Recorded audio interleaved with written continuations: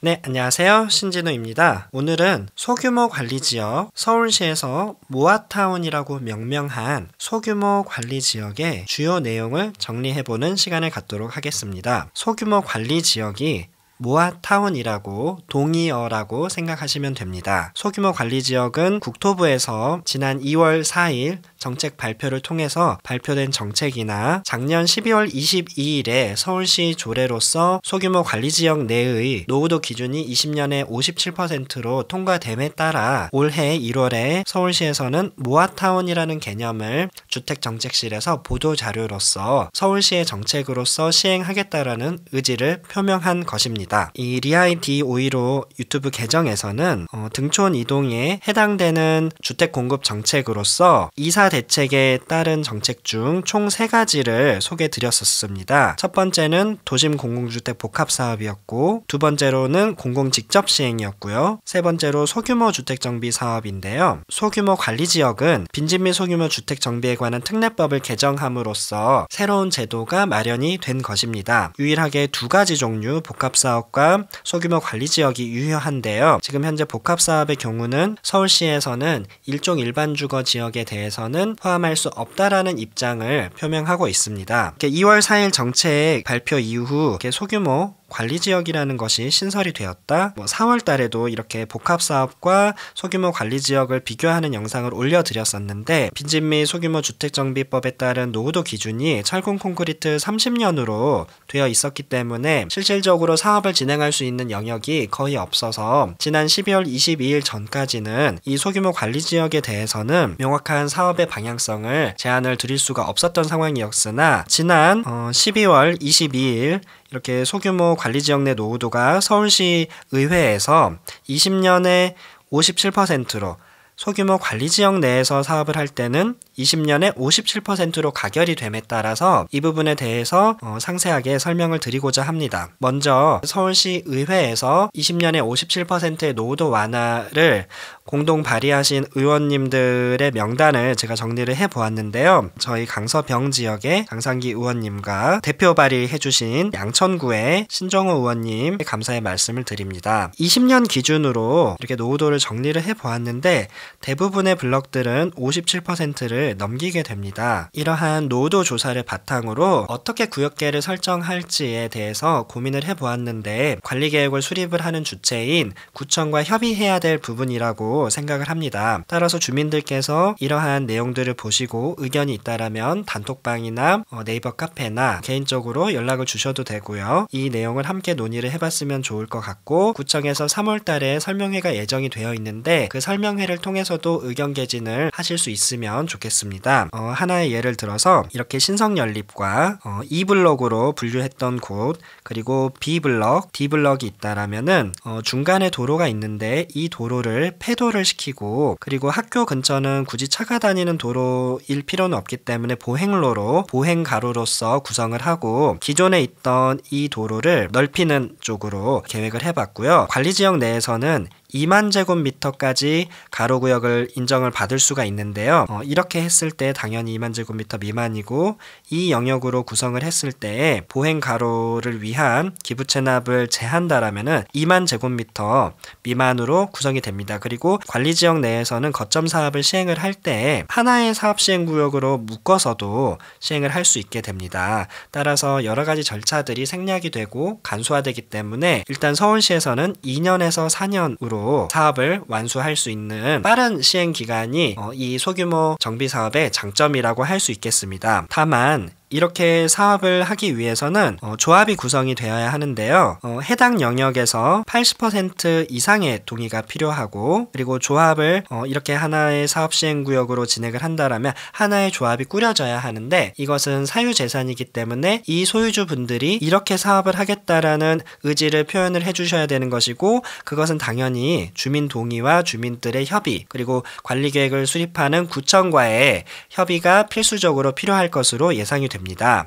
그리고 이렇게 도로를 폐도시키거나 신설 도로를 만드는 것이 가능하느냐에 대한 질문이 있을 수 있는데요. 서울시 의회에도 논의된 바 있듯이 이 사업을 시행을 하면서 어떻게 해야 되는지는 구체적인 절차는 추후에 논의하기로 협의가 된 사항인 것이고요. 일단 서울시에서 1월 13일에 보도자료를 본다라면은 소규모 관리지역을 모아타운으로 명명을 했고, 이러한 사업은 신축과 구축이 혼재된 지역에서 기반시설이 열악해서 주차난이 심각하고, 그리고 불법 주차가 너무 심하고 화재 등의 재난에도 취약함, 그리고 녹지도 너무 녹지율이 낮은 이런 곳들의 정비사업을 통해서 기반시설을 확충하고 녹지를 늘리고 하겠다라고 서울시가 적극적인 의지를 표명한 것이고요. 그리고 이러한 모아타운의 법적인 근거가 당연히 빈지법에 소규모 관리지역이라는 법적 근거가 있다라는 것을 명시를 하고 있습니다. 서울시의 자료를 보면 일단 이렇게 차가 다닐 수 있는 주가로, 왕복 2차로, 그리고 인도가 꼭 있어야 되겠죠. 이렇게 주가로와 함께 모아타운 안에서 거점을 중심으로 보행가로를, 이 보라색 돌은 보행가로이거든요. 만약에 등촌 이동에서 이런 녹색 길 형태의 보행가로가 형성이 되게 설계가 된다라면은 사실상 서울시 보도자료에 이 보라색 보행가로와 유사한 도시계획이라고 판단할 수 있을 것 같고요. 그리고 강북구 본동에서 서울시가 구역을 표기한 내용들을 보면요. 이렇게 중간에 도로들이 많이 끼어 있습니다. 그런데 이렇게 중간 도로들은 폐도를 시키고 하나의 구역으로서 묶어서 이렇게 사업을 시행을 하는 걸로 서울시에서 명시를 하고 있었기 때문에 등촌 이동에서도 이렇게 신성연립과 이 블럭을 중간 도로를 폐도를 시키고 묶어서 이렇게 하겠다라는 의지를 표명해 주신다라면 서울시에서도 이미 이렇게 보도자료를 내서 적극적으로 이 모아타운을 체계적인 도시계획을 통한 이 소규모 주택정비 사업을 활성화하겠다는 의지를 표명해 주셨기 때문에 충분히 가능할 것이라고 저는 예상을 하고 있습니다. 이렇게 진행을 했을 때 아파트의 조감도까지 표현이 되어 있고요. 주가로, 왕복 2차선 가로들이 있고, 이렇게 중간중간에 보행가로들이 있고요. 또 단지 내 도로들이 있고요. 그리고 커뮤니티 공간 같은 것들이 중간에 이렇게 보여지네요. 그리고 서울시 보도자료를 보면서 조금 인상 깊었던 것은 양쪽 가로구역 사이의 도로에 지하주차장을 조성을 하겠다는 거예요. 이 두 구역은 다른 구역이지만 중간에 도로 아래에도 지하에도 지하주차장을 함께 넣어서 지하 공간을 훨씬 더 주차를 많이 할 수 있도록 그렇게 사용을 하겠다는 것인데요. 주차 면적이 10% 이상 추가가 되기 때문에 상당히 이게 공영주차장을 넣는다라고 했을 때 공공에 기여하는 부분이 있을 것으로 그렇게 기대가 되고, 굉장히 혁신적인 안이구나 라고 생각을 했습니다. 지금까지는 이제 간략하게 주요한 내용들을 쉽게 좀 말씀을 드리려고 노력을 했고, 지금부터는 근거 법령이 충분히 있다라는 근거를 설명을 해드리도록 하겠습니다. 먼저 첫 번째로 소규모 관리계획의 수립 주체는 구청장입니다. 서울에서 기준으로는 구청장인 것이고, 강서구에서는 강서구청장이고, 강서구청장, 그러니까 시장 군수 등이라고 표현됐는데 이게 구청장입니다. 서울시에서는, 서울특별시에서는 구청장이 관리 계획을 수립을 하고 서울시 도시재생위원회의 심의를 거칩니다. 이거는 서울시 조례에서 작년 12월에 결정이 된 사항이고요. 심의를 통과하면 서울시장의 승인을 받게 되고 자동적으로 국토부 장관의 지정 고시로서 고시가 되는 것이고요. 이렇게 고시가 되면 지구 단위 계획으로 본다라고 명시를 하고 있습니다. 용도 지역과 용도 지구 등에 대한 변경, 그리고 도로를 포함한 정비 기반 시설에 대한 계획을 포함하게 됩니다. 이 연접한 복수의 가로구역이 가능하기 때문에 서울시에서도 이렇게 가운데 도로에 지하 주차장을 지하에 내겠습니다. 이렇게 하나의 사업시행구역으로 묶어서 할 때 가운데의 도로 아래까지도 활용을 하겠습니다라는 이런 말을 할 수가 있는 것인데요. 그거에 대한 근거 법령은 빈지법 48조에 명시가 되어 있고요.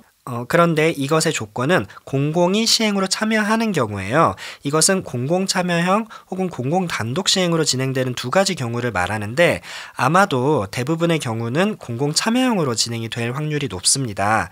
그리고 거점 사업이라는 개념이 있는데 관리지역 안에는 거점 사업을 정해야 하는데요. 관리계획을 수립을 할 때는 거점 사업이 꼭 한 개여야 되냐라는 질문을 한다라면 그렇게 법이 명시가 되어 있지는 않기 때문에 2개 정도도 가능하지 않을까라고 예상을 하고 있고, 여러 가로구역을 통합해서 시행을 할 때 어떤 임대 비율을 총 4군데가 있다면은 4군데 다 임대를 뭐 20%를 넣어야 최대 용적률과 인센티브를 주느냐? 그렇지는 않고 전체 사업시행 구역에서 일부만 넣어도 전체를 다 인센티브를 줄 수 있다라는 근거 조항도 이렇게 나와 있고요. 그리고 이 소규모 관리 계획이 구청에서 수립될 때는 아까 말씀드린 것처럼 이렇게 용도지역, 용도지구, 정비기반시설, 도로, 교통계획, 용적률, 밀도계획 다 포함이 돼야 되는 부분인 것이고, 특이하게도 소규모 관리지역에 대해서는 1, 2종에 대한 종상향이 시행령에 명시가 되어 있는데요. 국토계획법에 따라서 서울시장과 국토부 장관이 종세 분할의 권한이 있기 때문에 1종 일반주거지역은 2종으로, 2종 일반주거지역은 3종으로 종상향을 한 것으로 본다라는 그런 시행령이 있는데 재생위원회의 심의를 거쳐야 할 것으로 예상이 됩니다. 그리고 이런 부분들은 서울시의 보도자료에도 1, 2종에 대한 종상향은 명시가 되어 있는 상황이고요. 그리고 입주권 제한 같은 경우는 일단 구청장이 공공시행자를 지정하는 경우는 실질적으로 이런 방식으로 되기는 힘들 것으로 판단을 하신다는 국토부와 LH 측의 답변이 있었고요. 이 경우는 작년 6월 29일에 입주권 제한이 있지만 사실상 이런 방식으로는 좀 힘들지 않을까라는 국토부 협력과와 LH 담당자분들의 답변이 있었기 때문에 요거는 일단은 조금 접어두고 공공 참여형으로 진행을 한다라면은 입주권 제한은 없다라는 답변이 있었는데, 또 이번에 서울시 보도자료에는 22년 1월 20일 로 권리 산정일을 정한다라는 부분이 있었는데, 이 부분은 추후에 서울시에서 공모가 진행될 경우에 그렇게 된다라는 것인지, 그리고 정확한 문장은 21년도에 공모를 통해 선정된 곳들은 올해 1월 20일로 권리 선정일을 할 수 있겠다라고 그렇게 예상한다라는 문장인데, 사실 등촌 이동의 경우는 공모로 진행된 것이 아니라 선도사업으로 후보지가 된 곳인데, 이런 경우에 어떻게 될지는 지자체에서 이렇게 1월 20일로 권리 선정일을 할 수 있는 것인지에 대한 해석은 좀 두고 봐야 되지 않나라는 생각이 있습니다. 그리고 노후도 기준은 아까 말씀드린 것처럼 작년 12월 22일에 57% 20년으로 확정이 됐고요. 이렇게 가로주택 정비 사업을 시행할 경우에 동의율 같은 경우는 원래는 80% 그리고 한 동에 과반의 동의서가 필요합니다. 그런데 이제 아까 말씀드린 것처럼 구청장이 지정한 공공시행자가 시행을 할 때에는 이것이 3분의 1로 완화가 되는데, 이러한 방식으로는 사업이 진행되기가 현실적으로 좀 쉽지 않다라는 답변이 있었기 때문에 이 부분은 딱히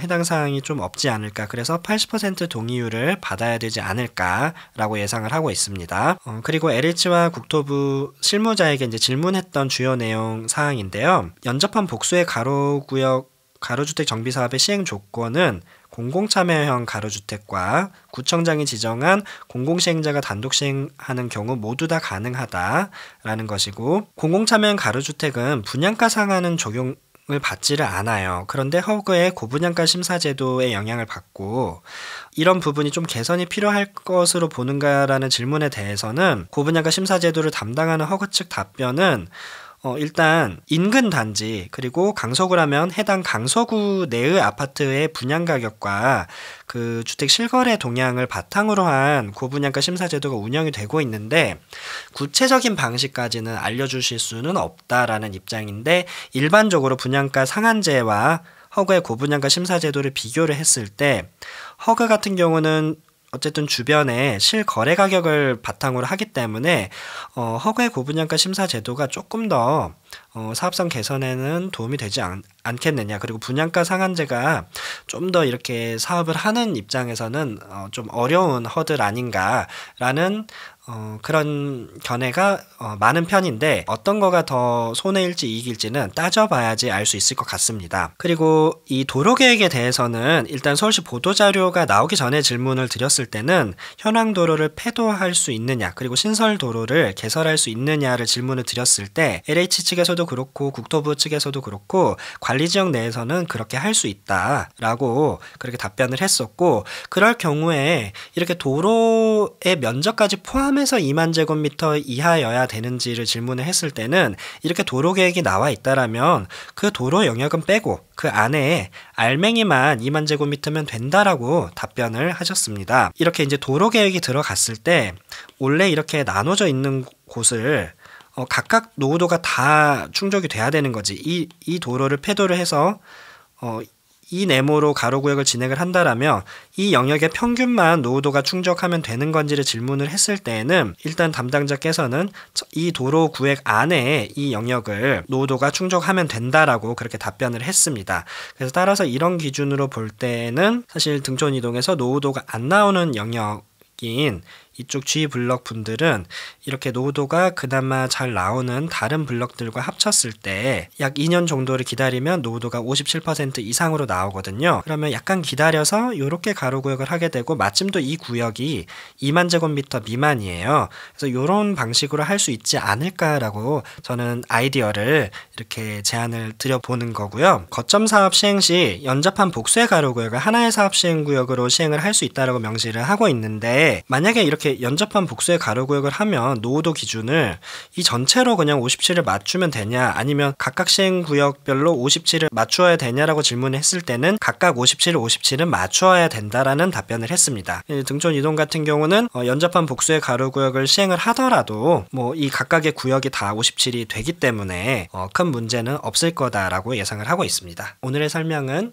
이 정도로 일단 마무리하고요. 또 궁금한 점이 있으시거나 하시면 단톡방이나 또 댓글로 질문을 남겨주시면 다음 영상으로 찾아뵙겠습니다. 감사합니다.